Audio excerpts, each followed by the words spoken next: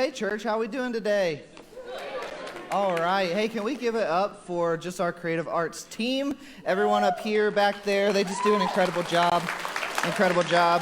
I'm excited. I hope you are to join us outside next week. That's, by the way, a very California thing of you guys to do. So I'm excited about that. Welcome back to another week of the Character Project. So this is a special series that we're doing to improve our character. And the reason I say that is because if you're in the room or if you're dialing in online, it really doesn't matter if you're a Christian or not, because all of us could benefit from improving our character.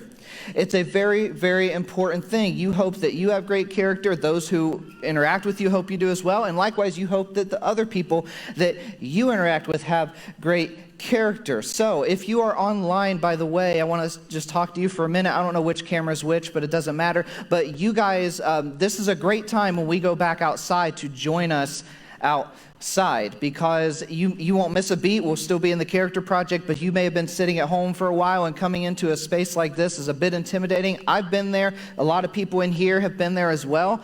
This is a great time to BYOC, just want to make that clear, your own chair, to come to our outdoor services next week. So I hope that you do that. And then for those of you who are in the room week in, week out, coming back, going and watching online, I'm so glad that you're here and glad that you guys are all for this church. It's incredible. And I just want to say one more thing about this series. If you are leading a group, or you're part of a group, or if you have a dinner table, which I'm assuming most of you do, this is a great series to talk about this week's character trait around your table each and every week. It's a great time to just gather around your table and to talk about these things. So I hope that you do that. So a couple weeks ago, I gave you one of these, and I don't know if you held on to this. Some people this resonates with, some more like a big mirror back there, but I wanted several touch points for you, so I gave you a pocket mirror. And the goal was that over the next, this is a 9-week series, so it's a long series, but I wanted it to stay fresh in your mind. So what I wanted you to do is take, and with a Sharpie, you'd write, whatever the character trait was for that week, and the hope is that by the end of 9 weeks, you would be able to look at this and you would reflect back those things. And that hopefully other people that look at you, you would reflect those back onto them. And I got to be honest with you. I wanted to give this week away. I did. For several reasons, but if there's, all of these are important. We call them fruit of the Spirit. Paul called them the fruit of the Spirit. And these are all so important. But there's some that you just kind of wish weren't in there. And this is one of them. This may be a characteristic you don't want to write down because you don't want to be on the hook for emulating patience. And I'd ask you to ask the people who brought you if you're a patient person, but I don't want to embarrass you. See, when we talk about patience, I immediately feel convicted, and I bet you two do. Check out this photo. I wonder if you can relate to this. Anyone relate to that at all? Okay, look, as a parent, keep that up there for a minute. As a parent, I feel this way sometimes. You do too. Kids, you feel this way about your parents sometimes, if we're being honest. Now, I just got to say this. Please don't take offense to this. If you do, we can talk after. I feel this way as a pastor sometimes. I'm just going to say it. And my wife feels this way as my spouse sometimes. You notice what I didn't say there. Men, learn from our mistakes, okay? On a more serious note, you struggle with this, don't you? You struggle with patience. In some way or another, most of us typically struggle with this kind of a thing. Out of all these traits in the Character Project, there are a few that really hit home for us, and this is one of those. Patience, and not to bring us all down, but there are some words that come to mind when people hear the name Christian or the term Christian, and I don't want to bring us all down, but here they are. They're up on the screen. Some people think of these: intolerant, impatient, annoyed. Now, maybe that's what comes to mind when you hear of the word Christian, and that's just what you saw. Maybe you had great parents that brought you to church, but the people that you saw at church or the people you saw act one way there, and they acted a different way there, just kind of made you not want to do church anymore. And I completely empathize with you. That's a reason a lot of the next generation kind of moves away from faith. Might be a reason you moved away from faith. And then maybe these words, maybe you are a Christian, and those words describe you. But you think you're justified because you're going to come to me and go, Philip, look, Jesus overturned tables in the tabernacle. What's one more post telling people that they're wrong? They should know that they're wrong. Tell people how it is. So there's a couple weeks ago, there's this term that we kind of floated around there, and it's a term that it's out there, it's very real, and it's a term that really bugs people who do what I do, who are pastors, who are trying to preach Jesus' message of love to people, and it's this word, church hurt. Can you imagine sitting with Jesus and telling him, hey, this movement that you're coming to start, one day it's going to have the word hurt tacked onto it. It's going to be around the year 2020 and on past that, and there's going to be church hurt, but it's going to happen throughout all generations, but it's going to become this thing that people talk about, where your movement that you start the people in it will hurt people one day. Look, I work for a church, and I have been hurt. I've experienced church hurt. My family has experienced church hurt before at a past church. Not here, thankfully, but there was just dishonesty, there was deceitfulness, and it really made me question, do I want to continue to serve in the local church? And some of you have felt that as well. Likely from a past experience. That may be why you're here for the very first time. It may be why you're just watching online. It's like, I know how those Christians are, but someone sent me this message, so I guess I'll listen. But you've experienced that before.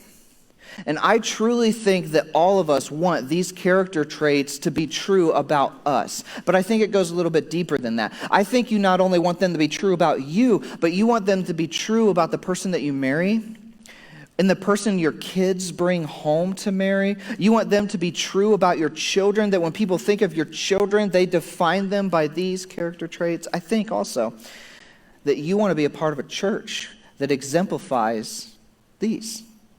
A church that is loving. A church that is joyful. A church that has peace. And a church that is really patient with you. And today, we check out this next one, which is so hard for us in our current culture, and it is patience. Now, there's two definitions of patience. I'm going to give you a little bit of hermeneutics, the study of Scripture a little bit, okay? When Paul writes about patience, there's two different kinds of words that he used, two different Greek words. And the first Greek word that he uses is the hardest kind of patience that there is. And you're going to agree with this once I tell you. The kind of patience that the first one talks about is patience with other people. It's the hardest kind that there is. It's the kind of patience that when someone wrongs you, you're going to slow down and go at their pace, and you're going to forgive, and you're going to be patient when they constantly keep letting you down. It's the patience when your kids constantly are driving you nuts, and you're going to be patient with them and not lose your temper on them. It's the hardest one that there is with other people. And then there's this other one that he uses that I personally think is really easy, but it's the patience to wait on God. He's talking about like patience towards God. Now, the reason I say that one's easy, I don't think it's easy to do, but I think it's easy to preach about, because who are you to argue with God, okay? If he says it's not yet, you just got to wait, and it's not yet. Now, unfortunately for me, and I really hope that I hear, oh, I'm so sorry, Philip, but I really wanted to focus on the second type, but unfortunately, the word that Paul uses is the first one. You can say it now. I'm so sorry, Philip. Thank you. Yeah, that was so sincere, so sincere. The word that he uses is macrothemia, which deals exclusively with other people. Well, In fact, here's what he would say to a church that he planted in a city called Ephesus. He writes this letter to them, and in chapter 4, he says this: "As a prisoner for the Lord, then, I urge you to live a life worthy of the calling that you have received. Be completely humble and gentle. Be what? Patient. Bearing with one another in love. Make every effort to keep the unity of the Spirit through the bond of peace. Now, let's dive into this, church. He uses the same word here to describe how our patience should be with other people as he does in describing God's patience towards us. That is a huge responsibility. That is so much more than just saying, cut him some slack. He's saying the same patience that your Heavenly Father gave to you, you are to turn right around and extend that to the person, not who's doing all the things you want them to do, but to the person who's doing things that maybe goes against what you know is right, that maybe has hurt you, that maybe has wronged you, maybe rubs you the wrong way, which you don't have any of those, I know. Here's how this translates: slowness in avenging wrong and retaliating when hurt by another person. I don't really like that. And I think they should have spell checked Paul. His scribe should have been like, are you sure you want to put that in there? Because, if they're wrong, shouldn't they know? Isn't that loving to tell them how wrong they are so that they don't go around looking dumb for being wrong? People are real uncomfortable to laugh at that one. If I'm right, shouldn't you know that I'm right? Again, here's why he goes there. Here's why we're going there. This is what love requires. And it's what love requires of you. And guess what the outcome of patience is? It's almost like these fruit of the Spirit play with one another. They're in the same house. The same verse again: be completely humble and gentle, be patient, bearing with one another in love. Make every effort to keep the unity of the Spirit through the bond of what? Peace. Patience gives way to peace. Think of the last time that you lost your patience with your spouse or your boyfriend or your girlfriend. Some of you won't have to think back that long. Some of you, it might be a little longer. Now, I'm not talking about the kind of thing, if they sinned against you in such a way that physically hurt you or anything like that. I'm not talking about that. I'm talking about most of our arguments. Think back to when you lost your cool with your spouse. But most often it comes from a moment when we lose our patience with that person. They do something that annoys us. They do something that rubs us the wrong way, or our kids do something that rubs us the wrong way, or he said something, I thought things were going real well in this relationship. It's been 3 months, and then he had to go and say that. And these arguments sometimes come from a lack of patience, right? Well, I want to give you a secret that was given to me by a family therapist with parenting. So if you're a parent, here's a secret. I had to pay for this. You don't have to pay for this, okay? Here's what he said, or she said. She said, patient calmness is the most powerful diffuser of any situation. She told us that when your kids, mainly she was telling me, my wife's way better at this than I am, but she said when your kids are losing their minds, you just stay calm. That speaks so much more to them. Because what happens, your kids, their brains aren't fully developed yet, not until about their mid-20s, especially for men. Nowadays, it might be our 40s that our men's brains are developed. But your kids, when you escalate, what happens? They escalate. And you just meet fire with fire. And what happens is you have a loser in the house, and it's typically your children. But patient calmness diffuses the situation. But often we say, we think, at least when I was first told this by this therapist, I thought what she was saying, keep the peace, that means I just give in to whatever my child wants. That's not at all what she meant. That's not what that means. It's staying calm, even in discipline. It's utilizing this term, oh, you messed up, you hit your sister again. Unfortunately, that means this consequence. So there's a bit of free parenting advice. But all of us want world peace. I think all of us, there's been movements about this, all of us want peace, but taking the time to slow down and to hear somebody else's point of view and to be patient with a point of view that's different than yours, I think could be a huge diffuser to a lot of the tension that you and I have in our country, but in our own houses, in our neighborhoods, all of that. I think just sitting and listening and being calm with somebody else could be a huge diffuser of the tension.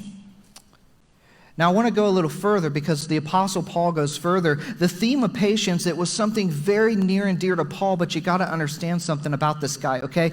Ephesians isn't the only letter that he writes about patience. Obviously, in Galatians, that's where these fruits of the Spirit come from. That's where they're originally found, was in Galatians 5. But Paul writes about it in a few other letters, and he writes about it very adamantly. And here's why this is so important. Paul used to be named what? For you churchy people, Saul. Jesus had to come out of retirement because Paul was so bad. Jesus was already back in heaven, and he comes back a second time and is like, hey, this isn't the second coming, but you better shape up, dude. And he goes and he recruits Saul, and he changes his name to the Apostle Paul. And what's so just amazing about this is he was a Pharisee, and he hated people like you, like me. He hated Christians. He was so irritated with followers of the way. That's what they called us in his time. Followers of the way, that Jesus way. I hate him. And he actually got permission. Picture this, if this happened. He got permission from the head Pharisee to go and hunt all of the followers of the way down, the Christian people, and imprison them. He was told you can do whatever you want with them. So what he did, when Jesus comes out of retirement and confronts him, he's on his way to a city called Damascus where he had a letter that said, hey, I'm allowed to imprison all you men, and you women and children, I'm going to sell you, make some money, and give it back to God.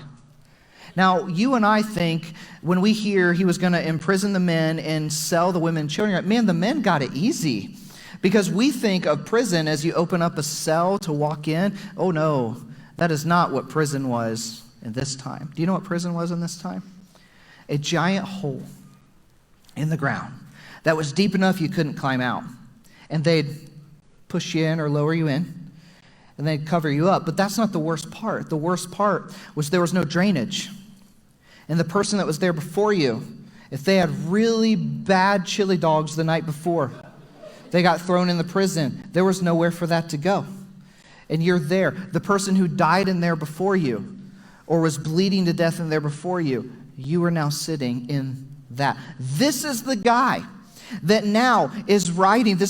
I don't know why this is funny to me. It's just funny to me, but he's writing to churches that he planted about how patient he is, and that he's patient now because God gave him this patience. So here's what I'm saying, this church. Don't tell me you're not a patient person. Don't tell me it's not your personality, because if God can change a murderer's point of view on this, I think he can change yours. Paul writes to another church in another city called Colossae. And as I read this text, you're going to notice something. You're going to be like, man, Paul really didn't have that much he wrote about, because he wrote about a few very important things. You'll notice the fruit of the Spirit sprinkled through this as well. Here's what he writes in Colossians 3. Therefore, as God's chosen people. So he just gives them some commands and some things to live by. Then he goes, therefore, as God's chosen people, holy and dearly loved, clothe yourselves with compassion, with kindness, with humility, with gentleness, and patience. Bear with each other and forgive one another. If any of you has a grievance against someone, forgive as the Lord forgave you. To truly exemplify the kind of patience that Paul's talking about, there's always a level of forgiveness. And this isn't in my notes, so I hope I don't go over my sermon time. If I do, you have to apologize. I'll apologize to you later. But here's why this is so important. This just hit me. The Apostle Paul, do you guys realize when he started to go to churches like places like this and plant these churches, that the people that he built his church with, they were the people that he probably was responsible for killing their mom and dad, or their kids, their children. And they extended. Now, for years, he was feared. He would go to these places, and he had to do a lot of equity building, a lot of relational equity building. Obviously, if you kill someone in your family, it's going to be hard for that person to come to you and say, you want to start a church with me? I know I killed your mom, but you want to start a church with me?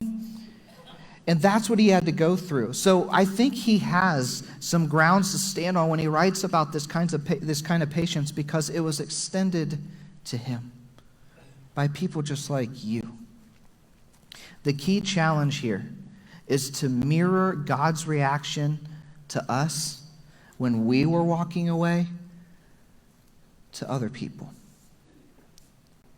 That when people look at you, they see a reflection of the patience of God, even if they have no idea where it comes from.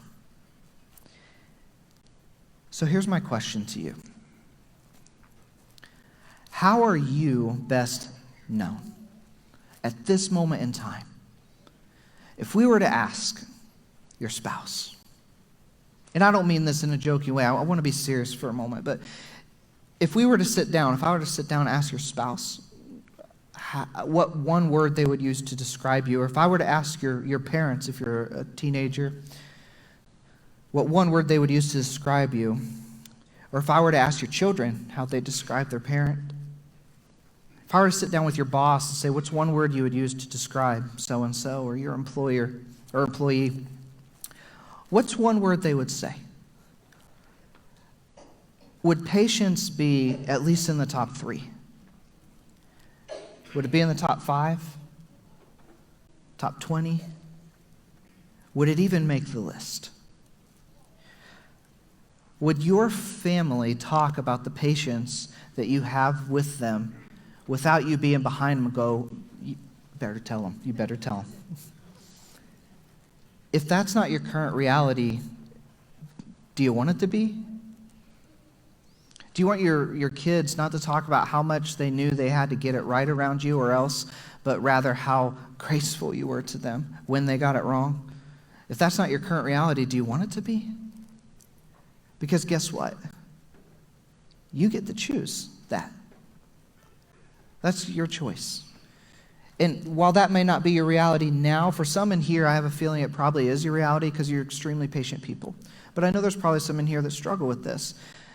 It can be your reality. If you and me, if we stay mindful of what's going on inside of our minds, inside of our spirits, do you realize how much more impactful we will be? I don't know if you noticed this or not, but I'm going to give you a little exercise here to do in a minute. But we walk around this world every day so just oblivious to what our minds are actually doing, to the triggers within our minds that causes us to get angry or causes us to get annoyed, causes us to shut down. We just go through life not even really thinking about it. So today I want you to take your mirror, or maybe you're doing this at home. You don't have to use this. Maybe you're starting to write these on your bathroom mirror.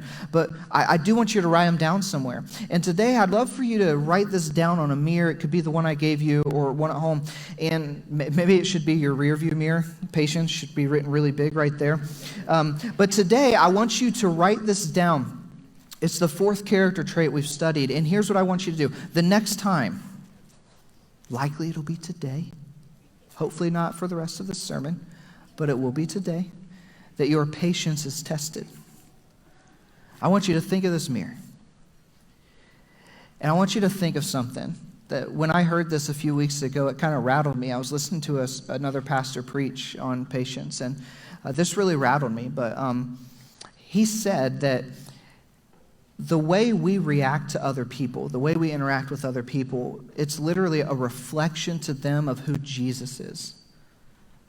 Like, if they know, if you're that good at covering up that you're a Christian, we'd probably need to talk. But if you're a Christian, people know how you respond to literally everything is a reflection of how they think God's responding to them. And patience is one of those. What reflection do you want to have? What reflection do you want your kids to see? What reflection do you want your spouse or your future spouse or your boyfriend or girlfriend to see? So here's my practice, okay? Here's what I want you to do. If you can train yourself to do these, to be mindful of this, you'll do 2 things. One, it'd be cool if you kept a journal of this. It'd just be kind of humorous. You will realize something, that you're actually really annoyed all the time. It's crazy. Like, I always do stuff before I teach it to you because I feel like I need to be kind of in the trenches first before I give something to you. Pastors should do that, okay? I guarantee you Dave used to do that. Kenny does that. I do that. So I started to do this, just kind of pay attention, and you should see my journal. I'm not going to show it to you because you'd be like, a pastor wrote that? But I was like, I was just annoyed all the time. Like, you would be surprised how annoyed you really are.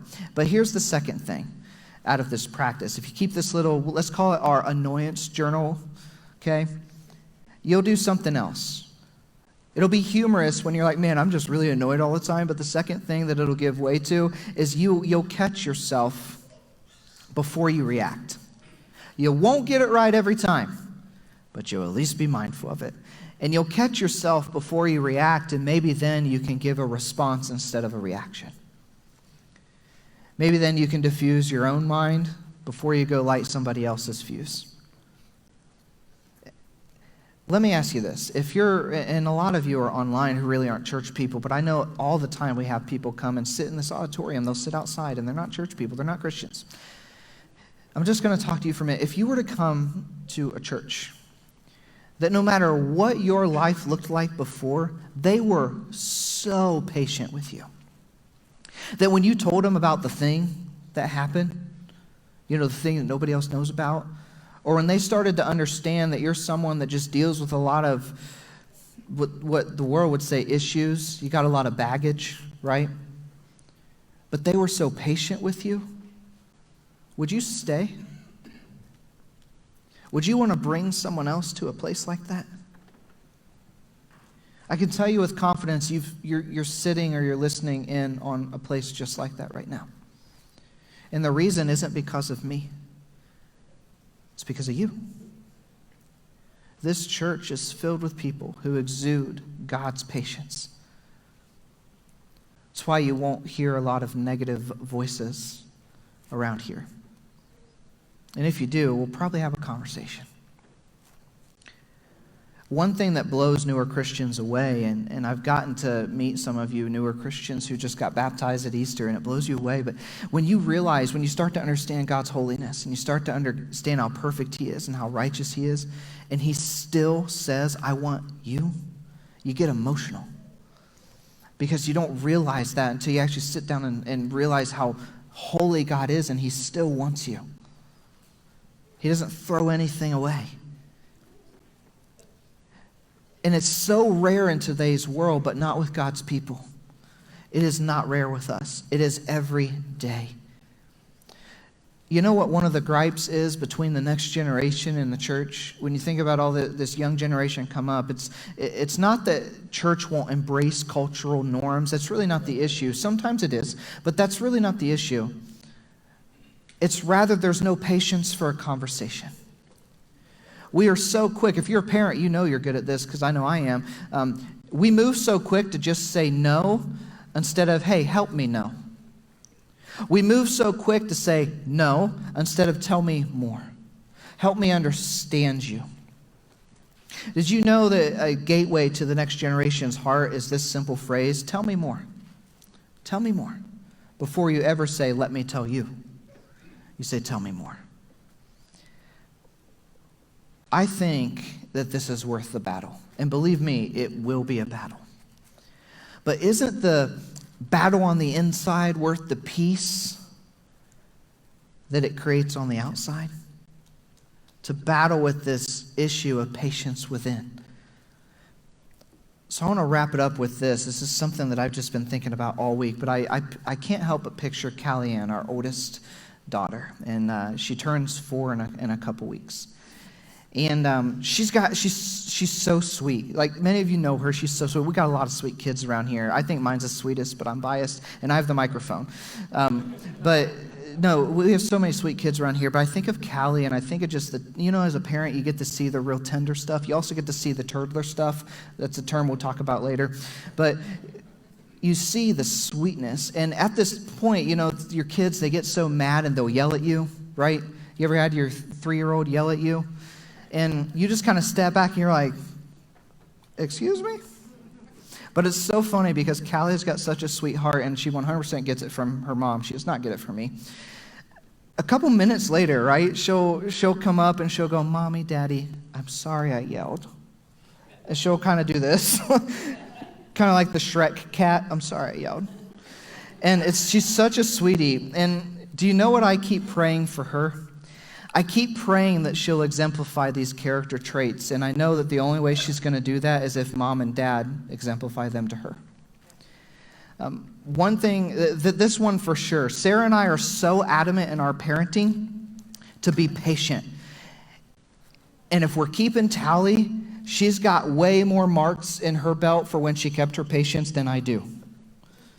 She has to coach me often. "Hey, back down, it's okay." But I tell you that because I think of our future dinner table. This is the part where you'll have to excuse me, but I practice this so much and I can already feel my tears. I hate crying in public, and I know you're probably like, "It's okay, real men cry," but I don't like it, okay?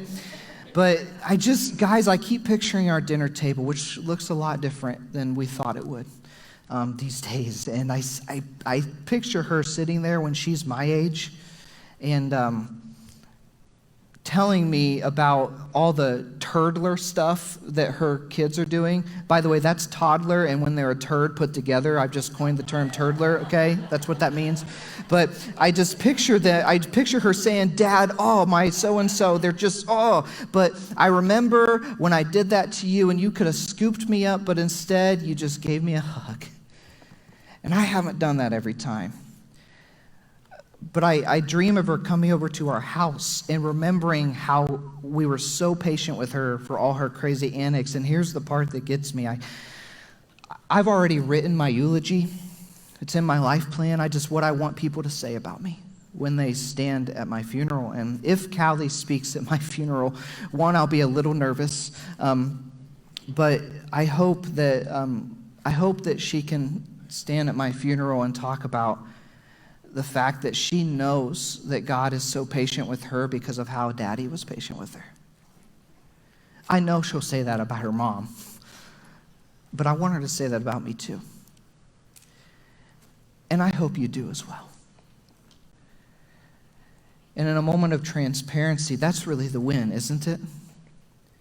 That at the end of our lives, when we take nothing with us but our spirit, that our kids, people that we used to be at odds with, people across the aisle from us will go, well, I didn't believe all the crazy stuff that dude did about some guy that came back from the dead.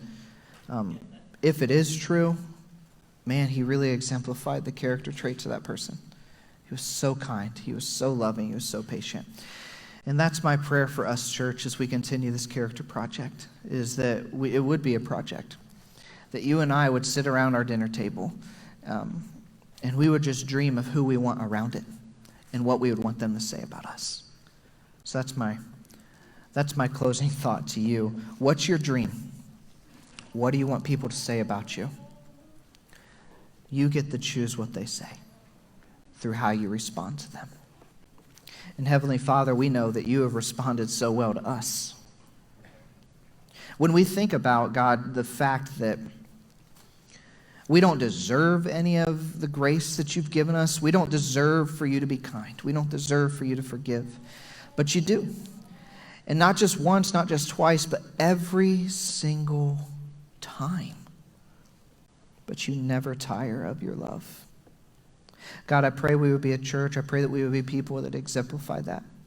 I'm thankful for your grace. I'm thankful for the little bits of your spirit that I see in our daughter. And I know there's people here that have kids and they see that. And there's those of us who have lost children, Father, that we still see that.